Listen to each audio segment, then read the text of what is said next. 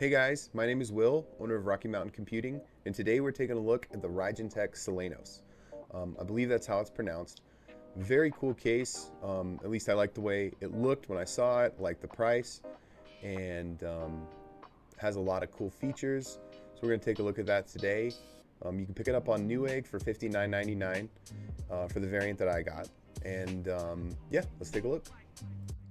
So like I said, you can find it on Newegg. That was the only place I could find it. I didn't see it anywhere on Amazon or any other retailers, mainstream retailers anyway. But it was on Newegg for $59.99. And the reason why I said for the variant that I got is because there is other variants. There's a variant that comes with fans pre-installed, has two 200 millimeter fans in the front and then a 120 exhaust in the back. And there's a third variant there, but it's a completely different case. So that's I don't know why that's on the page here, but the two that I've seen were the one with no fans for $59.99 and then the other one with the 3 fans installed. And onto their product page, we can see a little more in depth. I mean, a lot of it's marketing, right? But all of the specifications you can find on Newegg as well as their product page. And the thing that really attracted me to this case was that it's tempered glass all the way around. Just thought it was a little unique. A lot of people might not like it. I thought it was kind of cool, and I guess it's all up to how good the case is to build in. And personally, I really found it to be a nice case for the price. So has plastic wrap on all of the panels, which is cool. You can kind of, it's always nice to have a nice peel when you're doing an open box, and also it's nice if you wanted to leave it on there while you were building and then peel it when you're all done, so you're not getting any fingerprints anywhere. That is the one downside with tempered glass, is you're probably going to get a lot of fingerprints on it and stuff, but it wasn't so bad. I didn't feel like it was too crazy to work in, and once you get the panels off there, obviously you don't really have to worry about fingerprints. So if you're careful with removing the panels, then you're probably not going to be having to clean up a whole lot of fingerprints. But the plastic wrap was nice, that they had that on there, not really protecting anything other than maybe scratching, because it is 4 millimeter tempered glass, I believe, on all sides. So definitely don't want it to scratch, and there's potential for it to break, but if you're safe, it's not so much of an issue. So there's wrap on all sides of the panels. I guess on the front and back of that front panel. On the side panels, I don't believe there's any interior wrap. But once you get all that off there, and I guess the front panel felt a little risky putting on there, but it's very sturdy and very strong. So I was a little nervous at first, but it turned out to be pretty strong. So once you get all your wrap off there, if you decide to leave it on, you get a good look at the case, and there's a lot of nice features with this case as opposed to the last one I did. I felt like it was a lot of room comparatively. It was a good amount of room, so it was comfortable to build in. It does have a removable 3.5-inch bay at the bottom, and it also has 3 removable 2.5-inch bays, which we'll see a little bit later. The panel pops off pretty easy. There's a little button there on the back, and it gives you an arrow and shows you, what you want to press to get it off there. Once it's off, you can kind of get a better look inside. So the fan support is 2 120s on the top, 1 120 exhaust in the back, and then depending on your configuration, you can have 2 200 millimeters in the front for intake, 3 120s, or I believe 2 140s. I think that's what the specifications are on their website. And yeah, so good fan support, Nice that there's a removable drive bay, actually multiple removable drive bays. Panels come off pretty easily. There's a little space to grip it right there to kind of pop it off. And working inside, even with cable management, I felt like there was a lot of room. And if you do it nice, it looks pretty clean. I actually put some LED stripping in there. The LED strips I got weren't the greatest, but if you had better ones, I think you could really make this case something cool, make it look pretty interesting. Cable management and placing for it, pretty standard for the most part. There's a little indent there where you can kind of group your cables together and tie them off nicely. So it wasn't anything too special, but it was nice to have the room. I put 6 fans in here, all RGB fans, and I was able to cable manage pretty nicely in this case. I felt like it was a good amount of room, and still ended up looking good. And you definitely want it to look good if you're gonna have tempered glass on all sides. The backside tempered glass is tinted, so you can't get as good of a look in there as, say, the side where you're looking at your motherboard and all your components, but you still can see through it. And yeah, so there it is. There's a good look at the case all opened up and panels off.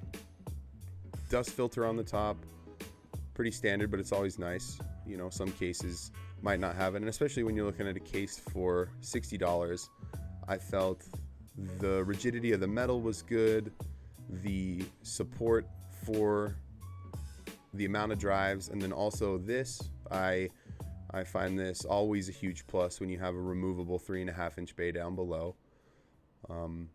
And also enough room, once you get the power supply in there, there is enough room to put that back in there, depending, I guess, on how many cables you're running and what you're running. But I felt there was enough room to put it back in there, and you could even put a 3.5-inch bay in there if you wanted to. In this particular build, I chose not to, but there's definitely enough room to do that. And that is just 2 screws on the bottom, slides out pretty easily. Nothing too crazy about that. You know, you have all your standard cables, front IO, power button. There's also a cable for LED, depending on if you have a motherboard that supports an LED button, or a switch fan controller that supports an LED button. You can hook that up from the case as well. Fan installation was good. Nothing too complicated or out of the ordinary. Good places to run your cables through. Good amount of clearance to work in, which is always really nice. The removable 3.5-inch bay at the bottom makes it really easy to get in there and work. And then also coming up for that middle fan, you're going to be able to see the removable 2.5-inch bays that sit right underneath your graphics card. So there they are. They, with a push of a button, they pop in and pop out really easy. Support for 3 of them there. You can have them or not, but it's just a nice feature for more drives. And pulling those out of there lets you work a little bit better. More clearance is always better for building, especially for me. I got big hands, so it's always nice to have a little bit more clearance. But yeah, those removable 2.5-inch bays come out and go in with ease. And then you got a lot of room on the top, a lot of room in the back. The back might even support a 140. I'd have to look at the specs on the website again. I believe it might. But yes, you got your 1 exhaust in the rear, 2 exhaust on the top, the 3 intake, and yeah, it's a lot of room. And even for all those cables, cable managing them on the backside was honestly really nice. I can't complain. It it was really nice to work in compared to other cases I've built in for near the same price point. And with all these nice features, it is, I would say it's an awesome case. There is one pretty major downfall, and it would be the front panel being that it is all tempered glass. You'd think it would restrict airflow. It actually has a nice amount of spacing between the tempered glass and the fans, so a lot of air is being pulled through. However, there's no dust filter on the front. So that would be, I would say, one pretty detrimental thing about this case. It actually has really good airflow. However, the lack of a dust filter on the front, really, this case will probably get dirty and need to be cleaned more often than other cases. So yeah, going on to setting the motherboard in there, got a position and then laid it down, put in the screws. Again, it's great amount of room to work in. And that's always, for me anyway, that's always a big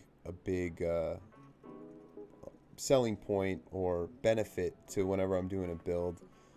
I don't like the largest cases in the world, but I like a good sized case with a good amount of room to build in, and finding that balance where it's not an oversized case, but it's not so small that it's a real hassle to build in.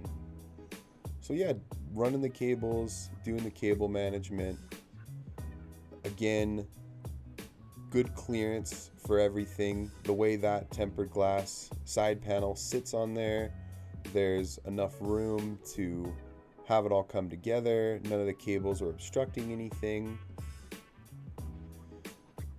Standard ATX layout, so you're going to have all your PCIe lanes that are standard to that form factor.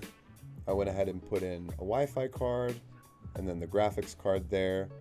For components, I'm using an Asus Strix motherboard B450 variant, a Ryzen 3800X, and a NVIDIA 2070 Super in this build. And all those components, after doing a bit of benchmarking, nothing too crazy, but a little benchmarking, a little stress testing, all of the components stayed really cool, or cool enough anyway. I suppose, depending on how you're doing it, you can ramp up the fan curve or water cool your CPU. There's definitely room to get your components cooler, but they all stayed very cool. And reassembly of it all when everything was in there, really easy. Again, none of the cables were obstructing the panel from going on there, which does happen a lot. You might get a bulge depending on the cables you have and the spacing to do your cable management.